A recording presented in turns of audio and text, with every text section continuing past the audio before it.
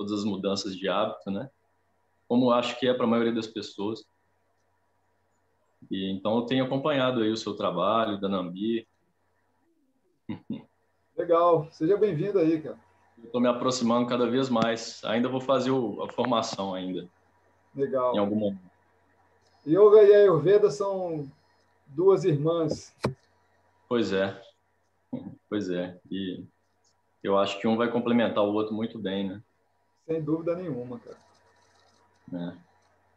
Uhum. Ok. Obrigado. Nada, seja bem-vindo aí. Quem mais? Quem quer falar aí, gente? Vamos ver aqui, ó. Entrou aqui mais gente. Ô, Lia, quer se apresentar?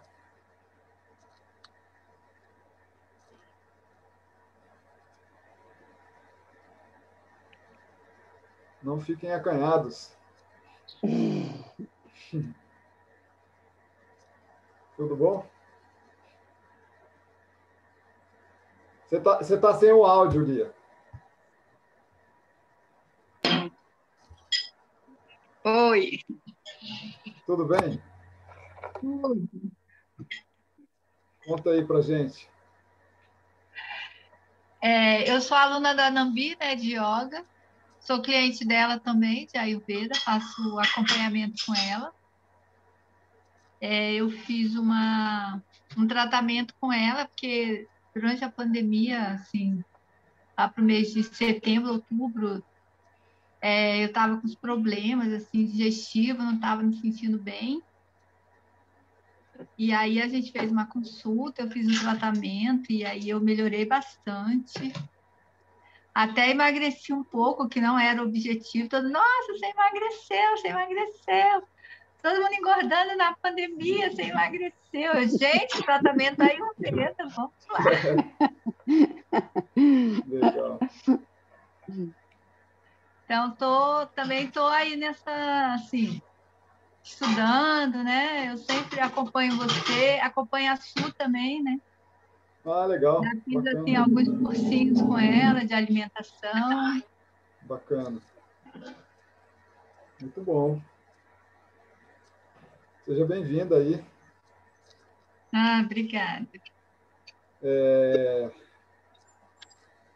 Então, Nambi, o que você acha? A gente começa agora? Podemos começar. Eu só, antes de começar com você falando, eu só queria apresentar um pouco a Isso. proposta, né, dessas atividades. Então, durante todo até a metade do ano, a gente vai estar oferecendo várias atividades gratuitas e abertas para toda a comunidade. Várias delas serão online. Agora, na Semana da Mulher, a gente vai oferecer uma semana de palestras e atividades voltadas para a questão da mulher.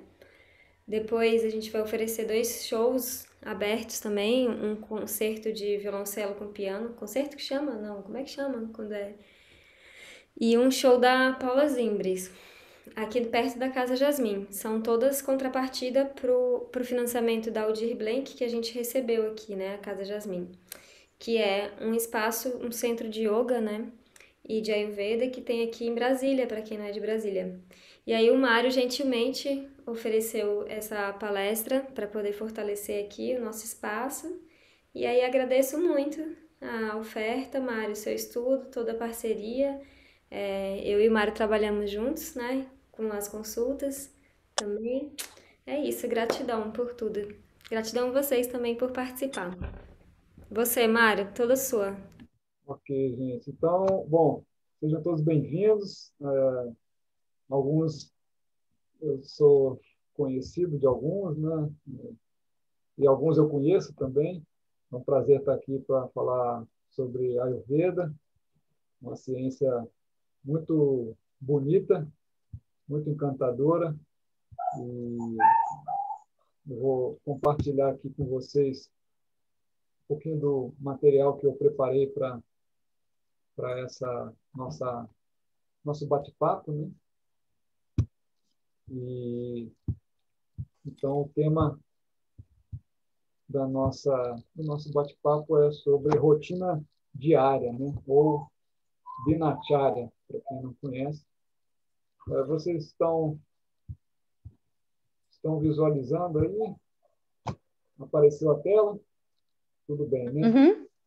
Então, Dinacharya é uma palavra que tem duas raízes, né? Dina significa dia e Acharya a gente pode entender como os ensinamentos. Muitas vezes também Acharya é traduzido como professor, né? Então, o professor traz os ensinamentos, né? Então, a gente pode entender isso como os ensinamentos do dia ou a rotina do dia, as práticas do dia, tá? Então, o Ayurveda, para quem ainda não tem um contato tão estreito como os terapeutas que estão aqui presentes, né, é uma ciência milenar, né, que envolve aspectos fundamentais da vida, né, e esses aspectos, né, são aspectos de promoção de saúde, prevenção de doenças, né, que são os primeiros capítulos dos principais tratados, né? Então, eles são fundamentais para quem quer ter saúde, né? E depois disso, que vem a parte de tratamento de doenças, né? Toda a parte de diagnóstico, né? Tratamento de várias perspectivas, né? Incluindo dieta, estilo de vida, fitoterapia, procedimentos de desintoxicação, os panchakarmas, procedimentos externos, né, como as massagens, o abhyanga, shirodari, etc. Né? Então, nosso bate-papo de hoje, a gente vai falar basicamente sobre aspectos fundamentais que a gente deveria utilizar na nossa rotina diária para que a gente tenha saúde. Tá? Então, existe um princípio fundamental no Ayurveda, né, que é chamado de Samanya e Vishesha, onde Samanya significa aquilo que é igual aumenta aquilo que é igual. E Vishesha é o princípio do oposto. Aquilo que é oposto diminui o oposto. Então, o que isso quer dizer?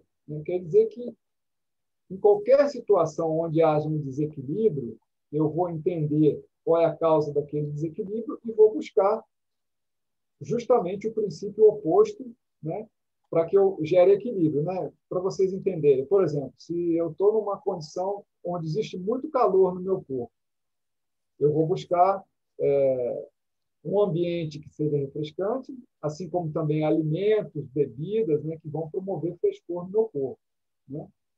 Se existe uma condição de muita umidade no meu corpo, eu vou buscar aquilo que vai promover secura no meu corpo e, por isso, eu vou gerar equilíbrio, né? Então, esses princípios são fundamentais, né? São a base de todo o entendimento, né, de saúde, tá? E isso pode se aplicar muito bem na nossa rotina diária. A gente vai ver aqui. Então, veja, eu vou pedir só, se alguém estiver com o áudio ligado, tá? Para desligar aí, gente, para não gerar nenhum tipo de ruído aqui, tá? Então, a gente está vendo aí que existem ciclos onde determinados aspectos da natureza estão predominantes. Tá? Então, a gente pode dividir esses ciclos em dois. O primeiro ciclo é o ciclo do dia e o segundo ciclo, o ciclo da noite. Tá? Dentro desses ciclos do dia, a gente tem 3 horários diferentes. Né? De 6 às 10 da manhã, a gente tem o horário Kapha. Né? O Kapha Dosha ele é regido pelos elementos água e terra, e tem um atributo pesado, denso, úmido. Né? Então, nesse horário, a tendência é que esses atributos estejam mais exacerbados. Tá?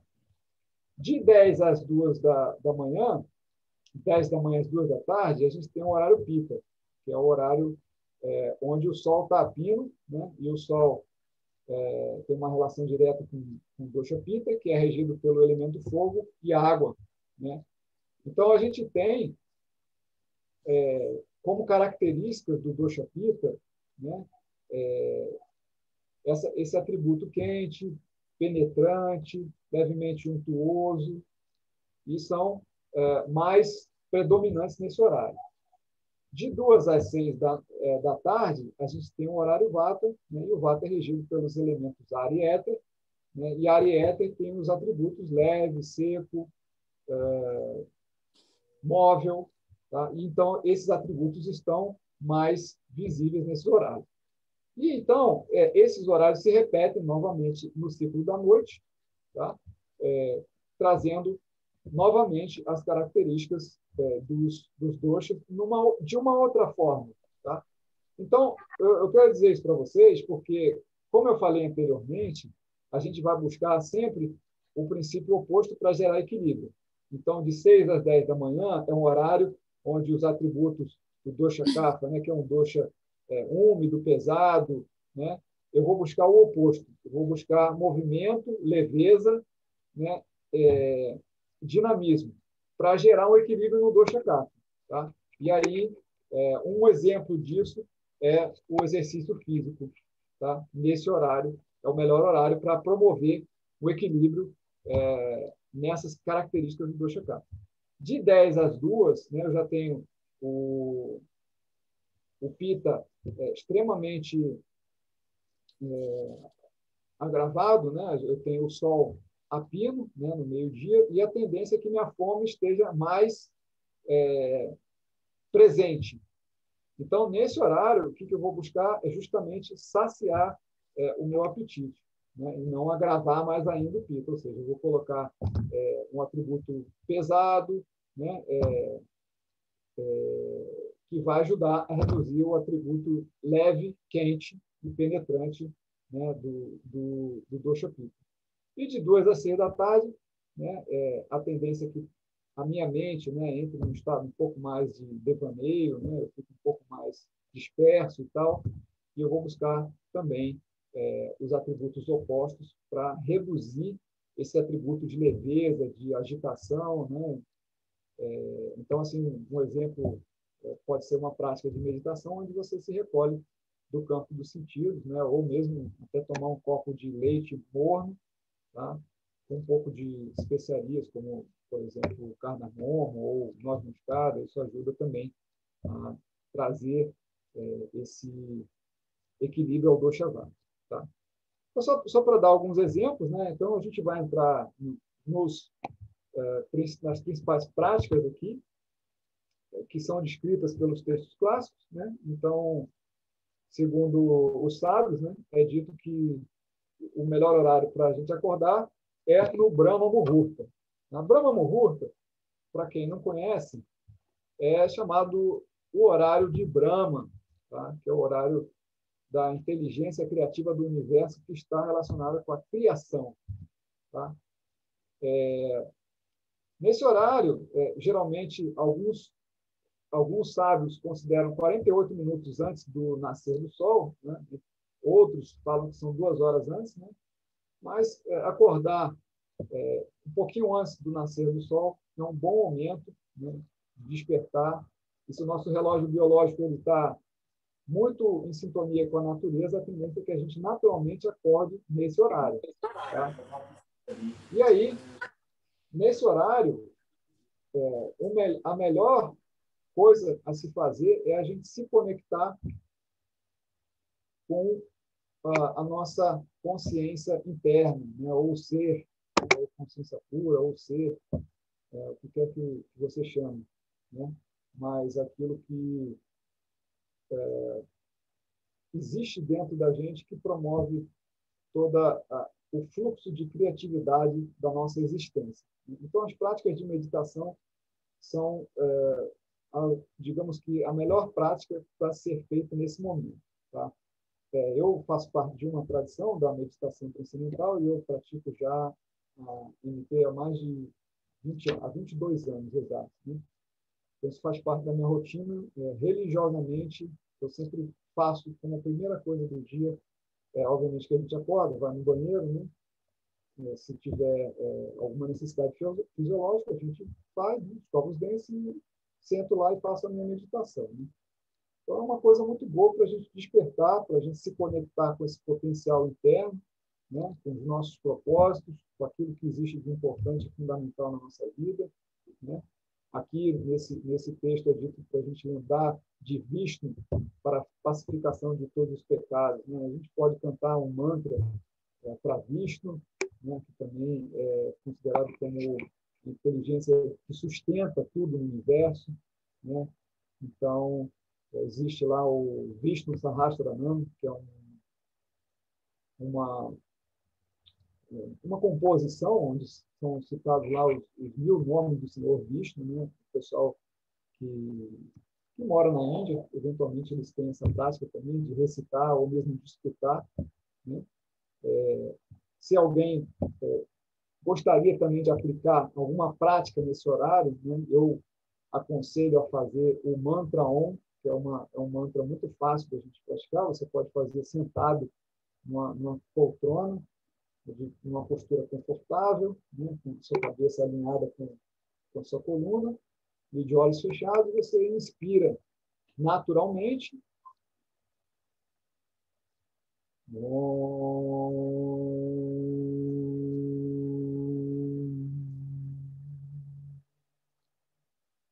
E ao exalar, você verbaliza o mantra Om, né? Então, é uma prática simples, né, de meditação e pranayama, né, que são técnicas de respiração, que ajudam a gente a se conectar com esse valor interno da vida, né? Você pode fazer, se você tem um japamala, né, de 108 voltas, você pode contar cada respiração uma volta. É uma boa prática para você começar o seu dia, né, em contato com a sua essência, tá? Então, vamos lá. A prática seguinte que é mencionada, né, é o escovar dos dentes, né? Aí vocês estão vendo um galho de uma árvore mastigado, né? Existem algumas plantas que são mencionadas nos textos, né? Se você quiser usar do mesmo modo que os sábios usavam, você pode pegar um galho de nim, né? Não sei se vocês conhecem a planta nim, né? A Zadiracta indica, né? E vocês podem mastigar esse galho, né? Até ficar com essas pontas assim. E aí, obviamente, procurem deixá-las bem macias, né?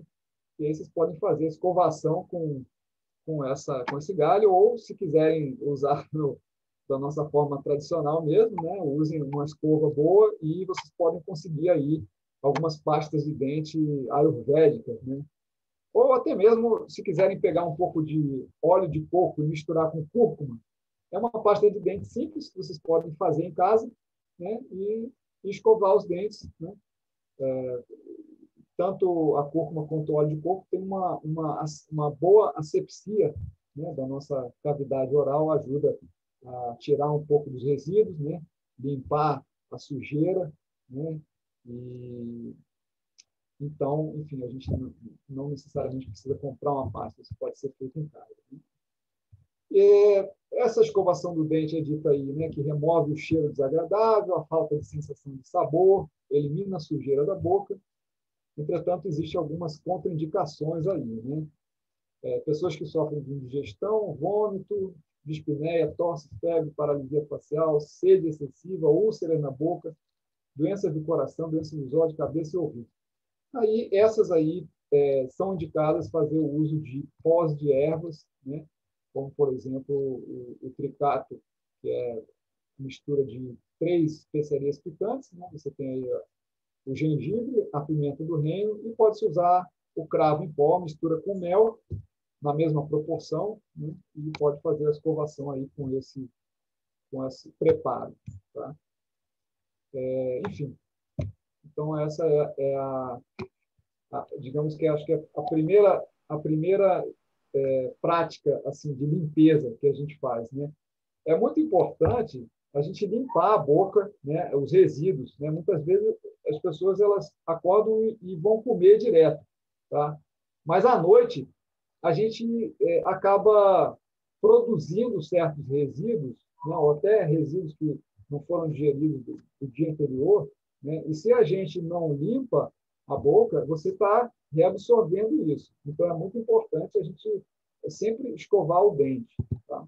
E, como uma prática auxiliar, a raspagem da língua. Vocês estão vendo aí com um raspador, né? Geralmente, a gente faz isso com um raspador de metal, e aí você tem, por exemplo, o de cobre, de prata, né? Eventualmente algum outro tipo de metal. Mas, se você não tiver nenhum tipo de raspador, você pode mesmo com uma colher, né, pegar e raspar suavemente a sua língua, que já é muito, muito bom, né, para a limpeza da língua. Tá? É bem diferente você raspar a língua do que escovar a língua. Tá? Algumas pessoas falam que escovam a língua, mas o que acontece? A cerda da escova de dente, ela não tem essa mesma capacidade de raspar os resíduos da língua. Tá? Eu vou dar um exemplo aqui para vocês. Não sei se vocês já viram, né, como se faz uma laje, né, de concreto. Né? Aí o pessoal coloca lá o cimento, né? Aí, para acertar a laje, ele passa um pedaço de metal comprido raspando aquela laje até que ela se torne totalmente lisa. Eu acho que tem alguém com áudio ligado aí, gente. Eu só vou pedir para vocês desligarem o áudio, todo mundo verificar aí, para não gerar ruído aqui. Então, continuando, né? Então, você raspa, né, a laje com aquela superfície comprida de metal, e então você vai acertar a laje. Né? Então, você está tirando um pouco, né, daquele extra que estava ali na laje para acertar ela. Diferente de você pegar uma vassoura e passar a vassoura na laje. Ela vai manter um monte de falhas ali. A mesma coisa com a nossa língua. A escova não vai tirar tudo, né? Ela só vai, no máximo, espalhar a sujeira que está na sua língua. Tá? E essa prática é muito importante porque, além da gente tirar essa sujeira, né, você está observando a sua língua. Tá? A nossa língua, ela dá sinais da nossa saúde digestiva. Se essa língua está muito esbranquiçada sempre, mesmo que você raspe, essa sujeira ela sai um pouquinho e se mantém ali, tá? É um sintoma de que você não está digerindo muito bem os alimentos e o seu trato digestivo está cheio de toxinas. Tá? Aí existem os sintomas de AMA, né?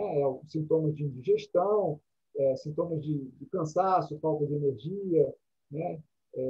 Eventualmente a pessoa sente certa letargia, falta de apetite, eventualmente algum tipo de distúrbio gástrico, né? Como empachamento, gases, refluxo e por aí vai. Né? Então, esses são alguns dos sintomas de AMA. Você pode observar, né, que junto com esses sintomas, né, a língua suja, então aí você já tem uma certeza de que existe toxinas sendo acumuladas como resíduos tóxicos daquilo que você não está digerindo ao longo do seu dia. Tá? Então, essa sujeira aí, ela gera obstruções na respiração e produz um odor fétido, se você mantém ele na boca. Tá?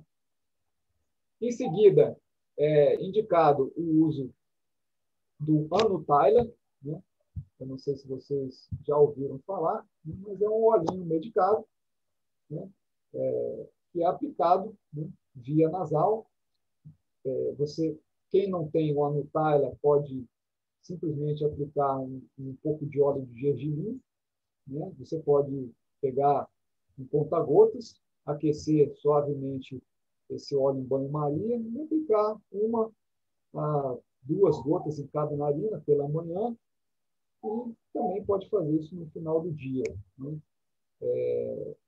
O óleo de gergelim é um óleo muito bom para ser usado mais nos climas mais frios, tá? Porque ele é um óleo que tem uma potência quente. Acho que tem alguém com áudio ligado aí. Então, o óleo de gergelim ele tem uma potência quente, ele vai gerar aumento do calor no nosso sistema. Tá? E na temperatura quente, você pode usar o ghee, né? Que é aquela manteiga clarificada. Né? Pode pingar também 1 a 2 gotas de manhã e no final do dia, que tem um efeito refrescante. Tá? O Anutaila é uma fórmula muito complexa, né? São várias ervas, né? Medicado né, com o óleo de gergelim.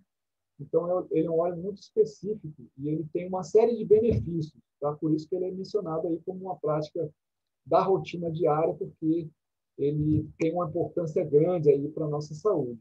Ele promove nutrição de todo o crânio, aumento do brilho e desenvolvimento da face, a voz se torna melodiosa, estável e grave, melhora a condição dos sentidos, promove clareza nos sentidos, prevenção de doenças da cabeça, porque ele purifica, né, todo o seio da face, prevenção de pelos brancos e queda de cabelos, e alívio dos distúrbios, rigidez na nuca, dor de cabeça, paralisia facial, rigidez maxilar, rinite crônica, enxaqueca e tremores na cabeça. Tá? Então, você vê que é um óleo muito, muito especial para ser usado de forma preventiva. Tá? Vou dar uma travada aqui. A próxima prática é o ganducha, que é o gargarejo com óleo, a retenção de óleo na boca. Né? Ele promove força aos maxilares, boa voz, desenvolvimento da face e o paladar. Tá? O óleo de gergelim ele tem propriedades tanto de nutrição quanto de purificação. Tá? Então, ele ajuda muito na limpeza, por isso que ele é utilizado, né, para fazer esse bochecho na boca. Né? Então, você pode pegar, por exemplo, né, se você não está acostumado com óleo de gergelim, você pode pegar uma colher de sopa de água morna e misturar com uma outra colher de sopa de óleo de gergelim. E aí ou até uma quantidade menor, né, para você ir se habituando com óleo de gergelim. Coloca, então, na boca essa mistura de água morna com um pouco de óleo e fica lá, né, bochechando, mais ou menos uns 5 minutos. Né? 5 minutos são suficientes para que todo esse processo de limpeza da cavidade bucal aconteça e também certa lubrificação. Tá? O pessoal também tem usado o óleo de coco. Né? O óleo de coco é um óleo de potência fria, tá? Diferente do óleo de gergelim. Né? Ele é um pouco mais untuoso, então a gente precisa tomar cuidado se existe um pouco de secreção nos seios da face. Né? De modo geral, quando a gente tem qualquer tipo de obstrução, qualquer tipo de secreção, a gente deve evitar a aplicação de óleos, tá? Para não gerar mais aumento ainda dessas secreções. Tá? Ele previne secura na garganta e lábios rachados, justamente pelo atributo untuoso e lubrificante. Tá? Os dentes não são afetados com cáries e se tornam firmes. Perdem a sensibilidade com alimentos ácidos e se tornam fortes para mastigar alimentos duros. Então, 5 minutos de ganducha. Né? Você pode começar com uma colher de sopa de água morna. Se você quiser começar com uma de chá de óleo de gergelim misturado. Aí você vai aumentando para 2 de chá, 3 de chá, até que você se sinta confortável com uma quantidade só de óleo de gergelim. 1 a 2 colheres de sopa de óleo de gergelim. Deixa eu passar aqui. Hoje, quando dá uma travada aqui.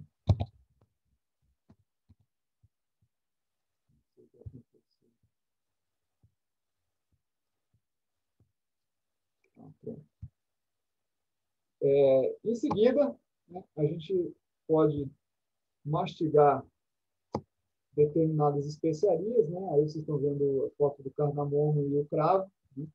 São 2 boas especiarias para a gente mastigar. Eles promovem uma fragrância agradável na boca e melhoram o paladar também. Né? O cravo ele é picante, refrescante, né? Então ele vai ajudar a promover frescor na boca e estimular um pouco mais o paladar, melhorando até nosso apetite. E o cardamomo também, ele é um pouco picante e refrescante também. Aí existe a erva doce também, que é outra opção. Né? Geralmente, quando a gente vai em restaurantes na Índia, né, por costume, eles dão, no final da refeição, um pouquinho de erva doce com uns grãozinhos de arroz, de arroz, não, desculpa, de açúcar, bem pequenininhos, e a gente mastiga esse grão de erva doce, né, para gerar essa certa limpeza, né, e esse odor agradável na boca. Ajuda um pouquinho a digerir aquele resto de comida que fica ali também na nossa boca. E aí, no caso, feito isso depois do óleo, né, da retenção de óleo, a gente também ajuda a tirar um pouco dessa umidade ali do óleo na nossa boca. Em seguida, é mencionado também a inalação de fumaça, tá? Aí vocês estão vendo, existe um cigarro, o ayurvédico, chamado de Nirdosh, ele é feito com várias ervas, né? Sem nicotina, né? No caso aí, esse que vocês estão vendo aí, ele é feito com cravo, com menta, com cálamo aromático, com cúrcuma, canela e, se não me engano, alcaçuz também.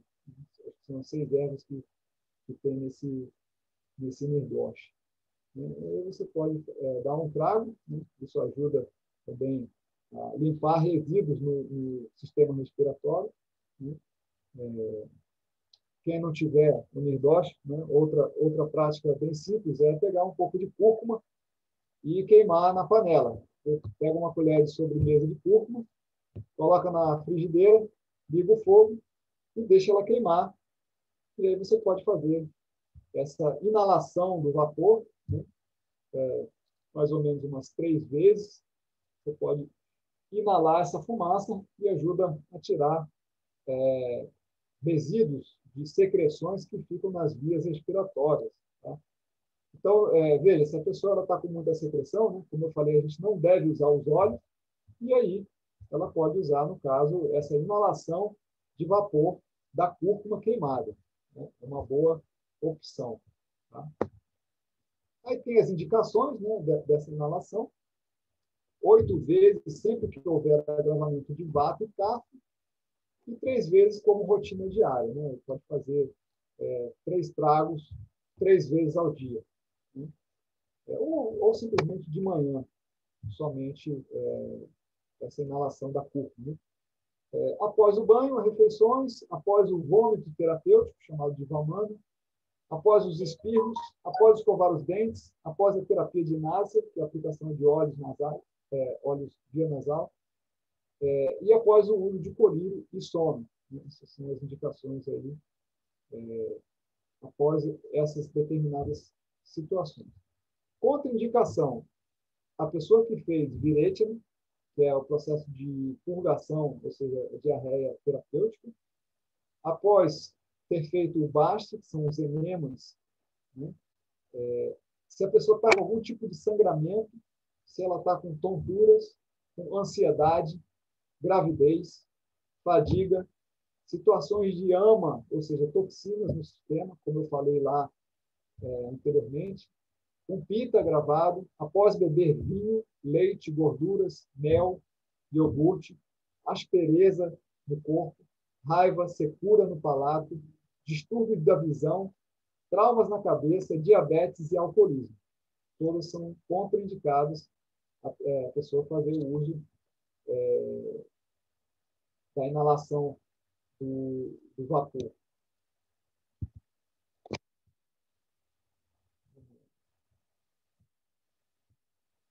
Características do uso apropriado. Ele promove limpeza na garganta, coração e nos sentidos, leveza na cabeça e pacificação dos doshas, vata, pitta e kapha. Característica do uso excessivo. Promove surdez, cegueira, embotamento, sangramento e vertigem. Então, sempre que a gente considera qualquer tipo de terapia, a gente precisa considerar as contraindicações também, porque nem tudo é bom em qualquer momento. Tá?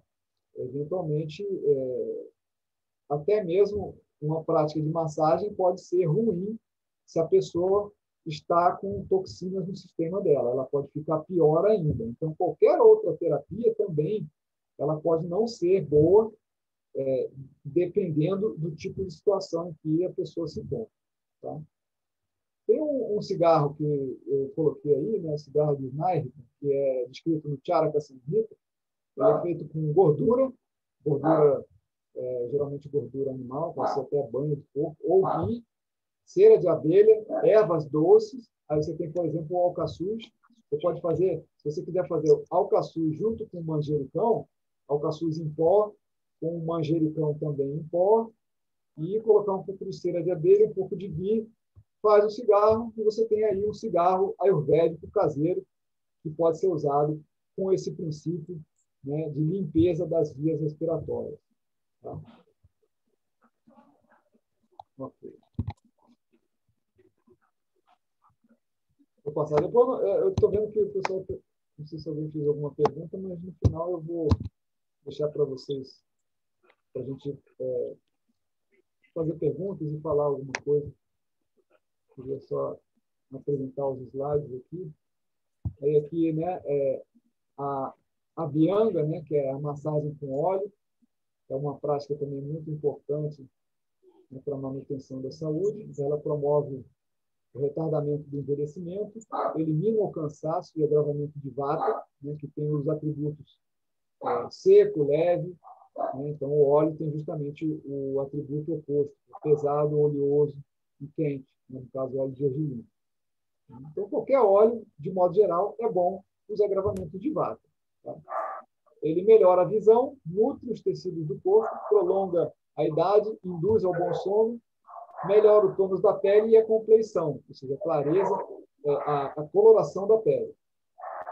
Contraindicações, né? Como eu falei, que o óleo é bom para a vata, porque é untuoso, pesado e quente, né? Quando há o agravamento de kapha, que é justamente o atributo oposto, né, ao vata, a gente não deve fazer aplicação de óleo. Logo após as práticas de panchakarma, chamado também de shodhana, e durante qualquer quadro de indigestão. Se a pessoa não está digerindo bem a comida, não passe óleo no corpo, porque esse óleo é absorvido, ele tem um atributo pesado, vai sobrecarregar o seu sistema digestivo, te gerando até mais desconforto, sensação de peso, dor de cabeça, cansaço, embotamento nos sentidos e por aí vai. Tá? Shiro Abhyanga, que é a massagem na cabeça, e Pada Abhyanga é a massagem nos pés. Então, se a pessoa às vezes não tem tempo de fazer a massagem no corpo todo, né, e ela quer utilizar o óleo no corpo, né, dois locais bons para a gente fazer essa massagem são a cabeça e os pés. Né? A cabeça porque é o centro do sistema nervoso, né, e os pés porque a gente anda com eles sempre no chão, estão sempre tendo um desgaste maior. Né? Então, a Shiro Abhyanga, que é a massagem na cabeça, ela previne queda de cabelo ou cabelos brancos, nutre o crânio, os sentidos se tornam claros, aguçados, e o rosto brilhoso e alegre. Geralmente, os praticantes de Ayurveda, né, quem conhece, né, ele, sempre que você encontra com um praticante de Ayurveda, ele está sempre com cheiro de óleo essencial e com a cara toda brilhosa, né, toda lustrosa, porque ele acabou de fazer a sua automassagem, né, ainda fica um pouco dos resíduos, mesmo que ele tome banho ali. Né, e aquele cheiro, né, do óleo essencial, que às vezes mistura ali no óleo, é muito característico de um praticante de Ayurveda. A massagem na sola dos pés, a Pada Abhyanga, previne dor no ciático. Olha só que interessante. Pés quebradiços, constrição das veias e ligamentos. Né? Pode parecer que não tem nada a ver, né? Mas muitas terminações nervosas são encontradas ali nos nossos pés. Né? Então, várias das terminações, existe até uma prática da medicina chinesa, né, que não me recordo o nome, mas eles utilizam pontos ali, né, reflexologia. Né? Então, todas as terminações nervosas do corpo são encontradas ali na sola dos pés. Né? Então, uma das características dessa reflexologia aí, né, no caso, é prevenção de dor no ciático. Tá? Okay. O Duartana, que é a massagem com pó de ervas.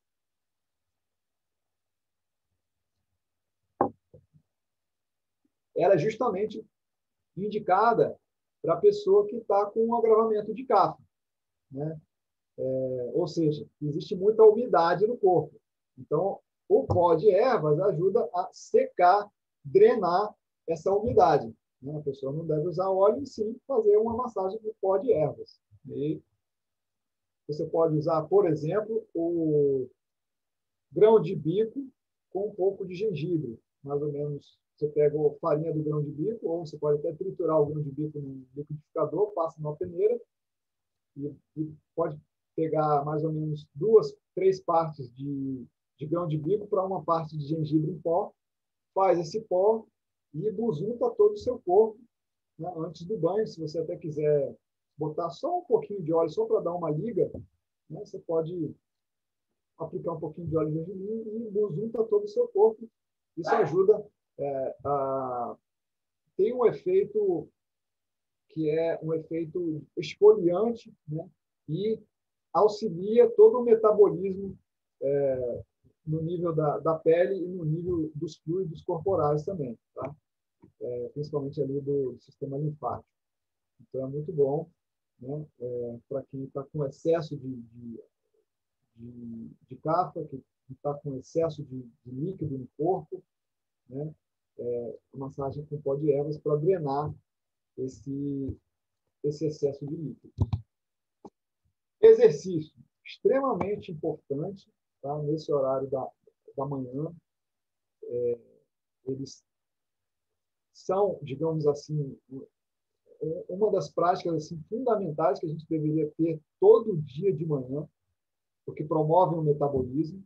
Tá? Então, eu como praticante e terapeuta Ayurveda, assim, eu tenho 10 anos como terapeuta Ayurveda, e eu vejo que a maioria das doenças que a gente vê hoje em dia são pela deficiência digestiva e metabólica, né? São doenças que o Ayurveda chama de Santapani, pelo excesso de nutrição. Então, ou seja, significa que a gente come demais e metaboliza de menos. Então, o que ajuda nesse processo digestivo e metabólico é o exercício. Então, se a gente tem uma prática de exercício diária, regular, a tendência é que a gente tenha menos doenças derivadas desse excesso de nutrição. Então, ó, o exercício promove leveza no corpo, melhora a capacidade de trabalho, promove força de trabalho, promove o poder de digestão, queima de gordura corporal e deixa o corpo em forma. Os exercícios devem ser feitos até a metade da capacidade da força. Qual é essa metade da capacidade da força, né? Existem alguns indícios que dizem, né? Obviamente que até você não se exaurir, né? A gente sabe o nosso limite. Quando você acha que já está chegando perto do limite, você vê que é o momento de você parar, né? Outro indício é quando você começa a promover secura no seu sistema, e um indício disso é quando o palato, né? Quando você coloca a língua no céu da boca, né? Quando o palato começa a secar, é sinal de que também você deve parar o exercício, né? Obviamente que o seu limite ele pode, com o tempo, ser estendido, né? À medida que você vai treinando, né? A sua disposição vai aumentando e você vai aumentando esse limite, né? Mas, se eu pudesse falar, e o que eu falo para a maioria para todos os meus pacientes, né? É caminhar 30 a 45 minutos todo dia de manhã em jejum. É o melhor exercício que a gente pode fazer como uma prática regular. Tá? Para quem não tem exercício nenhum, pode fazer, que realmente isso tem um efeito fantástico em todo o nosso sistema. Tá? Eles são... exercícios devem ser feitos compulsoriamente por aqueles que têm força plena, quem tem muita força, muita disposição, que comeram muita comida oleosa e durante a estação mais fria. A estação mais fria é a estação onde o nosso corpo tem mais força. A força é máxima e o corpo é compacto. Ou seja, existe muita resistência, porque quando o calor aumenta do lado de fora, a gente começa a perder um pouco digamos, dessa potência interna, tá? Como uma forma de autorregulação, né? O calor esquenta do lado de fora, a gente vai perdendo a potência de dentro. Tá? Ele drena a nossa força. É contraindicado em doenças de origem vata e pitta, idosos, pessoas com problemas de indigestão. Tá? Porque acontece o seguinte, quando a pessoa está com indigestão e vai fazer exercício, principalmente se for um exercício pesado, né? Aquelas toxinas que estão no sistema digestivo começam a penetrar para a periferia do seu corpo. E aí você vai ter problema. Tá? Então, obviamente que uma caminhada não é um exercício pesado. Então, a gente pode considerar ela aí, né, como não contraindicada no caso de pessoas com digestão. Mas quem tem digestão e faz exercício pesado, ele ajuda a penetrar as toxinas para os tecidos mais profundos do corpo. Tá? E aí você pode ter problemas. Vamos lá. Seguindo aqui. Em seguida, o banho. Né? A gente deve sempre tomar banho depois do exercício. Né? Eu vejo muitas pessoas que tomam banho antes de dormir. É outra prática muito, muito boa, muito importante para a gente fazer de manhã, porque à noite você sua um pouco. Mesmo que você não perceba, o seu corpo sua. E se você faz exercício, sua mais ainda.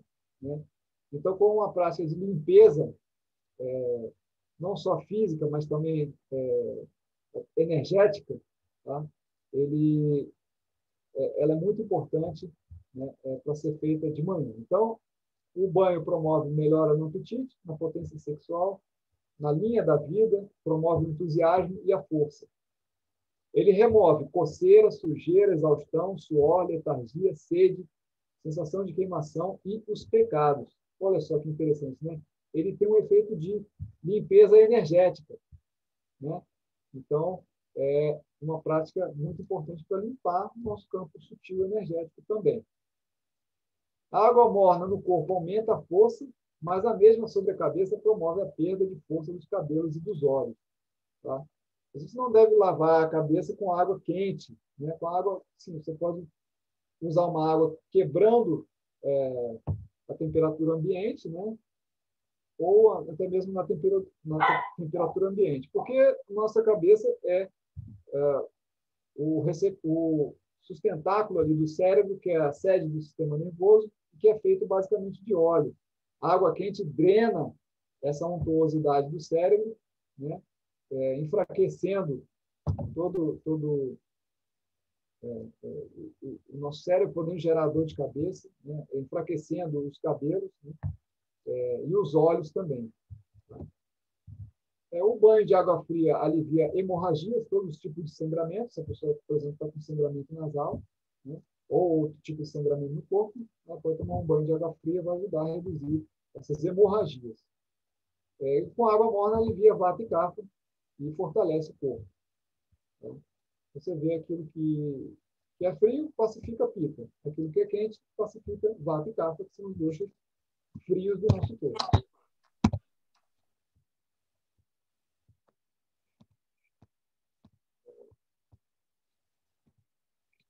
Bom, eu não vou me estender, existem aqui alguns tipos de condutas também, né? Só vou falar dessas aqui. A gente deve evitar, né, qualquer tipo de violência, né, roubar, atividades sexuais impróprias, digamos assim, traição, etc.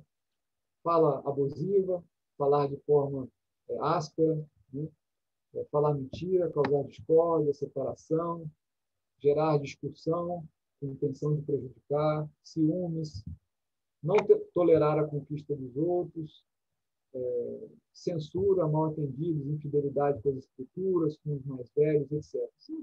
Uma série de normas, de códigos de conduta, né? Assim como também essas 10 ações a gente deve eliminar da nossa vida, a gente deveria também procurar, como também são citados nos textos, né? Tratar os outros de forma bondosa, né? Ter compaixão com o próximo, né? Não só o próximo como ser humano, mas todas as formas de vida a gente deveria ter compaixão, né? Procurar sempre ajudar ao ao outro, né? Ser sempre prestativo, mesmo que, enfim, seja uma pessoa que seja, digamos assim, que não seja bondosa, né? Ser prestativo é sempre importante, tá?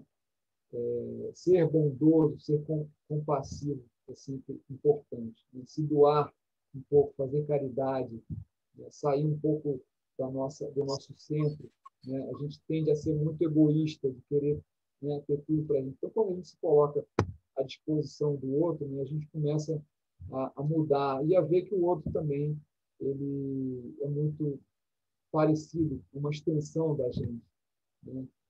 Enfim, nós vivemos em sociedade, nós vivemos e precisamos do outro, precisamos, né, para ter uma vida boa, saudável e feliz, né?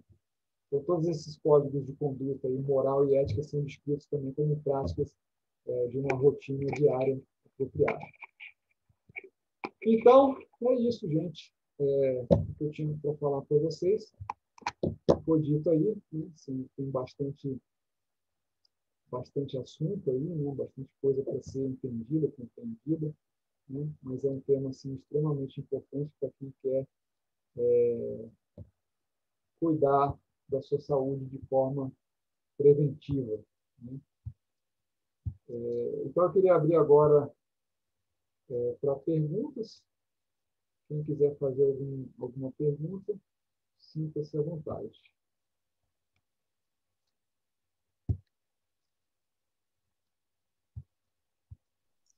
Eu vou ler aqui. Então. Eu tenho uma pergunta.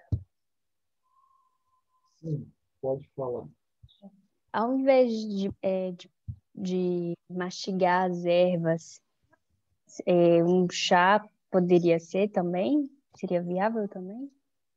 Então, o chá de ervas ele tem um efeito diferente, né? Porque ele passa direto pela boca, né? Agora, quando você mastiga a especiaria, a especiaria tem um atributo seco, né? Picante, e vai ajudar a limpar qualquer tipo de resíduo que seja um pouco mais úmido. Diferente do chá, ele não tem esse atributo seco, ele é úmido, entende? Então, ele é um pouco diferente em termos de características, né? Ele vai ter um efeito mais benéfico para o sistema digestivo, né, do que para a boca propriamente dita. Mas é bom também. Tá? O que mais, gente? Mário? Oi, Mônica. Oi, Mário. Essa prática de mastigar a erva doce, eu aconselho para os pacientes, né, para os clientes, após almoço e jantar também. Legal. E eles se sentem muito bem. Quem começou a usar mesmo, principalmente a erva doce, começou a se sentir muito bem. Além da limpeza da mucosa oral, da digestibilidade também, que você mastiga, tritura e você acaba engolindo. Então, muitas pessoas que tinham gases ou indigestão pararam de ter após almoço e jantar mastigar. Eu falo assim, 3, 4, não mais que isso, erva doce, sementinha da erva doce, se sentiram super bem. Aí eu queria te perguntar, você acha realmente uma prática adequada? Sim, sem dúvida nenhuma. É uma excelente colocação, Mônica. Obrigado aí pela sua colocação. Sem dúvida nenhuma. É porque, assim, às vezes, ali no texto, né, ele colocou de manhã, mas, sem dúvida, a gente pode usar aí depois da refeição, né? Como eu falei, né? Lá na Índia, a gente sempre recebe, né, depois da refeição, um pouquinho de erva doce. Eles botam uns grãozinhos de açúcar, né? Então, eles dão isso para todo mundo. Aí dão junto com uma colherzinha, né? Você pega a colherzinha, coloca na sua mão e mastiga aquilo, né? É uma prática, né? Lá da Índia, em todo restaurante que você vai, eles te dão isso. Que legal, que legal. Muito bom, muito bom apropriado. saber. Muito apropriado. Legal. Obrigada. Imagina, eu que agradeço. Mário? Sim, Laura. Tudo bem? Obrigada, grata aí pelas informações. Eu queria te perguntar sobre hidratação, água, beber água. né? Como que a Ayurveda vê isso, a quantidade, se tem um horário mais propício, tem que ser ao longo do dia? Ok. Boa pergunta. A gente deve beber água quando tem sede, tá? Uhum. Então, assim, é uma quebra de padrão, né? É. E a gente tem digamos assim, um consenso geral, né? De que a gente deve beber água, né? Sei lá, 2 litros, no mínimo 2 litros de água por dia, né? Então, assim, o nosso corpo, ele dá sinais, né? Ele dá sinais de que está com fome, de que está com sede, de que está com sono, que quer chorar, de que quer ir no banheiro. Enfim, ele dá uma série de sinais. A gente tem que aprender a escutar esses sinais, né? E um deles é a sede, né? Então, a gente deveria se conectar mais com o nosso corpo e aprender a escutar esses sinais. E prontamente, você deve procurar satisfazer esse tipo de necessidade quando ela surge, tá? E não utilizar como uma convenção, né? Então, assim, a água, uma forma de você perceber quando está com sede é quando o palato começa a secar. Aí você está com sede. Se você fala muito, por exemplo, eu falei muito, agora eu estou com sede, né? Estou com um pouquinho de água aqui. Entendi. Entende? Posso Porque a água, colocar? só mais uma, completando. Porque a água em excesso, o que ela vai fazer no nosso corpo? Ela vai diluir todos os sucos gástricos, digestivos. E, com isso, vai prejudicar a sua digestão. Se a pessoa tem algum tipo de condição metabólica ruim, o que vai acontecer? Ela vai piorar ainda. Porque ela está diluindo o suco gástrico dela, né? E a água, ela também nutre o nosso sistema. Então, você está aumentando a água no seu corpo. Retenção de líquido. Entende? A água engorda, se for usada de forma inapropriada. Obrigada. Nada. Mário? Oi? Sim. Mário, deixa eu te perguntar uma coisa. Eu costumo fazer pela manhã em jejum limão com cúrcuma. Isso é legal? Então, em jejum? Mais uma vez, a gente precisa entender o que é bom para quem, em qual momento, né? No Ayurveda não é citado o uso de água morna com limão nos textos clássicos, tá? Essa prática, ela se popularizou muito aqui no Brasil, né? Mas eu nunca vi em nenhum texto clássico falar que a gente deve beber água morna com limão de manhã em jejum. Eu nunca vi, nem no Charaka, nem no Ashtanga Hridaya, nem no Yoga Hasnakara, e nenhum outro texto que eu tenho aqui na minha casa. Enfim, então a gente tem que entender, né? Primeiro, quais são os atributos da água, quais são os atributos do limão, quais são os atributos da cúrcuma, e se eu realmente preciso daquilo naquele momento. Se eu não preciso daquilo, até um remédio pode se tornar um veneno. Certo. Então, eu vou abandonar, viu? Que eu tomo todo dia. Eu tomo todo dia em jejum. E já A gente precisa ficar atento, né, com muitas coisas que são faladas, né, como um certo modismo. Exatamente. Como um certo modismo, e a gente acaba fazendo, né? Hora é a moda do óleo de coco, né? Outra é água com limão, outra é comer de 3 em 3 horas, é beber água, 2 litros de água, enfim. Então, o Ayurveda é bem diferente com relação a todos esses modismos, né? E muito mais relação com o nosso sistema e com aquilo que a gente sente, como eu estava falando, né? A gente deve comer quando a gente tem fome, e a gente deve beber água quando a gente tem sede. E o que a gente faz? A gente come, né? Não é quando está com fome, a gente come porque é gostoso, né? Para saciar determinados prazeres. Prazeres, né? Exato. A gente come, a gente faz várias refeições que a gente não precisa, né? De fato, a gente não precisa. A gente faz várias combinações incompatíveis, né? Enfim. Então, como eu falei, a maioria dos problemas que a gente vê são por excesso. a gente não vê problemas por falta. A falta existe quando existe pobreza, quando existe falta de dinheiro para comprar comida, né? Sim.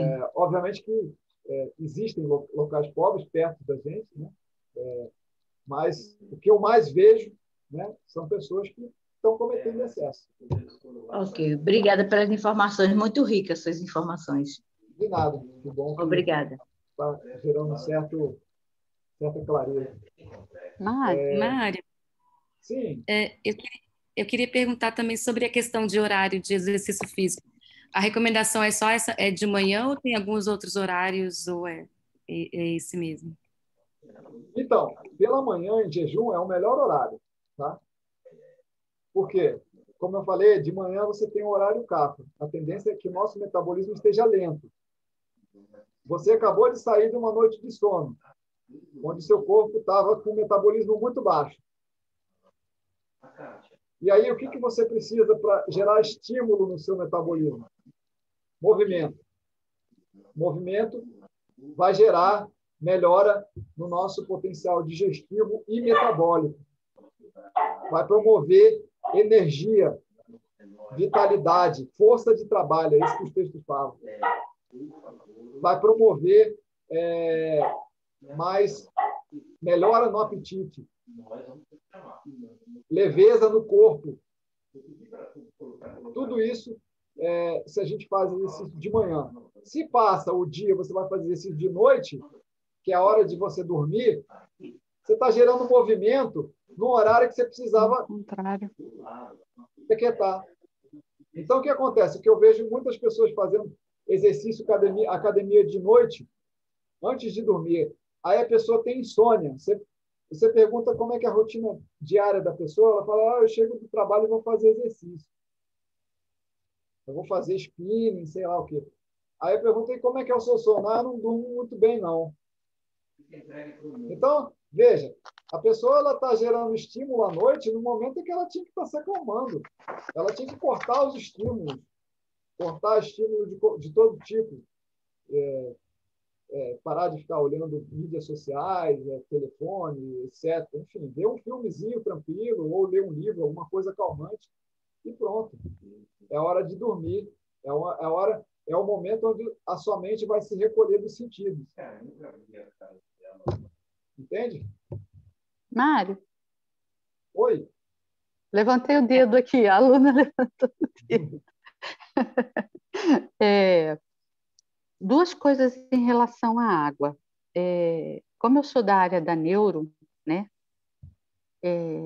A minha primeira formação é fisioterapeuta, então eu sempre fui da área da neuro. Uma coisa que a gente precisa olhar é que, assim, a partir dos 45 anos, o nosso centro da sede ele vai diminuindo.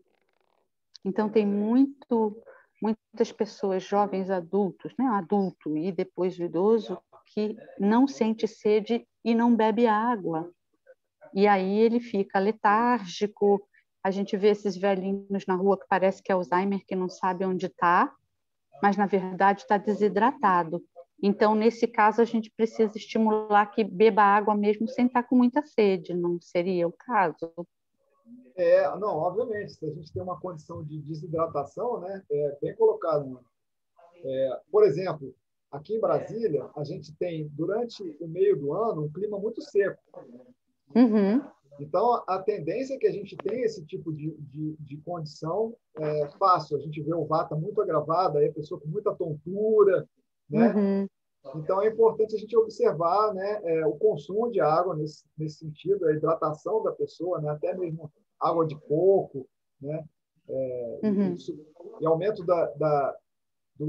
dos óleos, né, ingestão de óleo na comida. Sim. Isso aumenta, reduz esse atributo de secura do vata. Né? Uhum. Uhum. E essa outra modinha que teve algum tempo atrás de beber 4, 5 litros de água. Nossa. Eu recebi uma menina no meio do ano passado, de 27 anos. Ela levou a densitometria óssea. Eu pedi para ela voltar no laboratório porque eu achava que tinham trocado. né? Ela falou assim, não, Mônica, o próprio laboratório repetiu, com 27 anos com osteoporose, porque ela tomava 4 a 5 litros de água por dia. Ela estava anoréxica, porque como é que pode um container, que é o estômago, que é no máximo 2 litros, né? Caber 5 de água, não vai caber. E a urina, ela estava jogando tudo fora. E ela agora não conseguia mais comer comida. Olha que loucura, porque ela entrou numa modinha, porque foi para a academia, onde falaram com ela que menos de 4 litros de água ela não estava fazendo nada saudável pelo corpo. E quando eu vi a foto dela antes e depois, nossa, a gente como terapeuta se segura, mas a gente deu vontade de chorar. Olha que loucura, o que uma modinha... Água. As pessoas acham que água não faz mal. É verdade. Então, assim, você coloca assim, super bem colocado mesmo, é beber quando tem sede, entender seu corpo, escutar, né? Ver seu corpo. Exato. Obrigada. O que mais, gente? Alguém mais queria fazer alguma pergunta?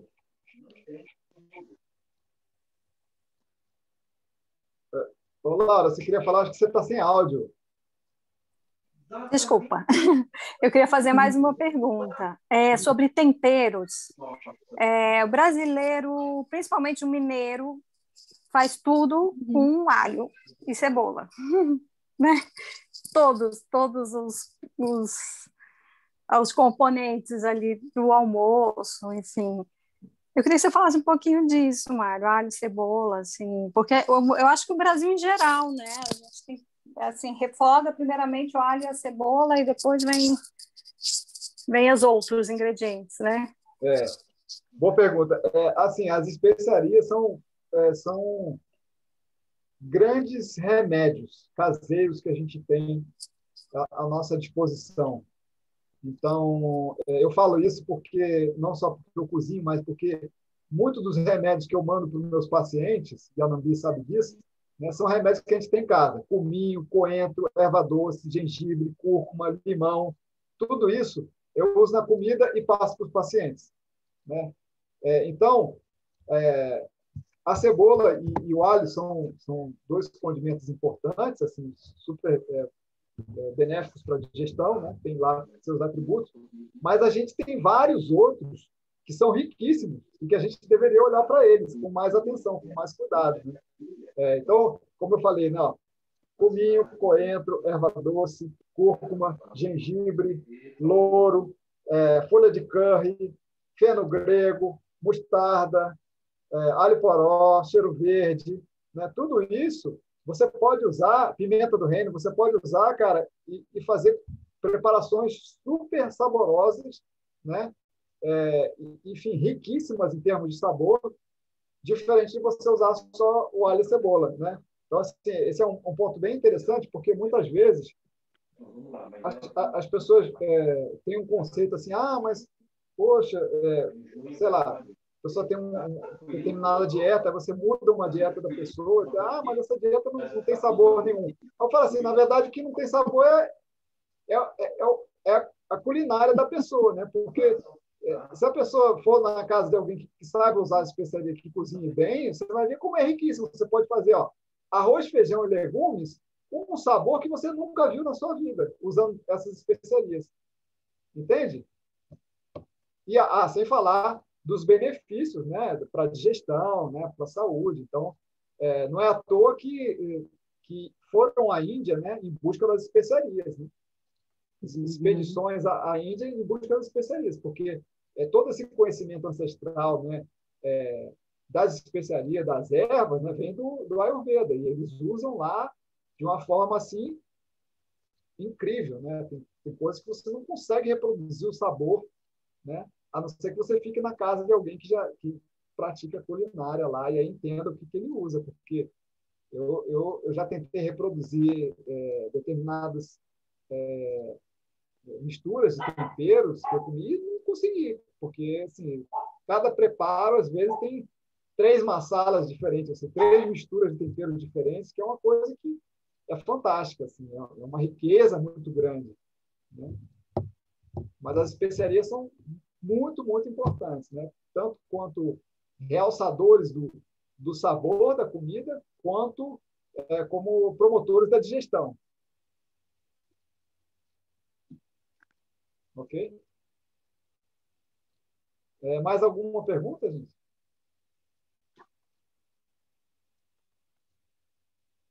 Tudo bem? Então, acho que é isso, né? Bom, foi um prazer estar aqui com vocês. Espero que esse conhecimento seja de utilidade aí, vocês, isso que a gente conversou, né? E que possam aplicar aí em suas rotinas. Tá legal? Obrigada, Mário. Super obrigada, Mário. Muito, muito, muito obrigada mesmo. Muito obrigada, eu também. Nambi, quer falar alguma coisa? Só agradecer mesmo por todo o seu estudo, seu conhecimento, por compartilhar com todas essas pessoas queridas e que puderam estar aqui com a gente esse tempo. Muito bom ver vocês que praticam comigo aqui, aprendendo mais sobre a Ayurveda, que é esse universo que eu sou apaixonada e que a gente tem que se aprofundar cada vez mais. E agradecer ao Mário por tudo, né? Pela parceria, pelo conhecimento e vocês por estarem aqui.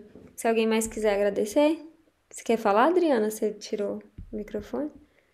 Não, só agradecer também. Muito grata, tá? E foi muito bom, esclareceu muitas coisas. Obrigada. Prazer, gente. Vamos fazer outros, hein, Nambi? Sim, e convidar vocês para participar de toda a programação que a gente está oferecendo aí da Casa Jasmim, toda aberta e gratuita, viu, pessoal? E aí é isso, vamos comparecer nas atividades. Eu vou mandando para vocês aí nas redes. Quem quiser, não segue ainda a Casa Jasmim, é @acasajasmin. É isso, no Instagram. E aí tem o canal do YouTube também, eu vou colocar essa palestra lá no canal, tá? Legal. Tem o meu Instagram também, que eu boto bastante informação assim, sobre pitadas assim, de Ayurveda. Quem quiser seguir é Mário_JP_Neto. E aí é só seguir lá, que tem bastante informação prática. Ok, gente? Obrigada, gente. Boa noite. Tchau, tchau. Obrigado. Tchau, Valeu. boa noite.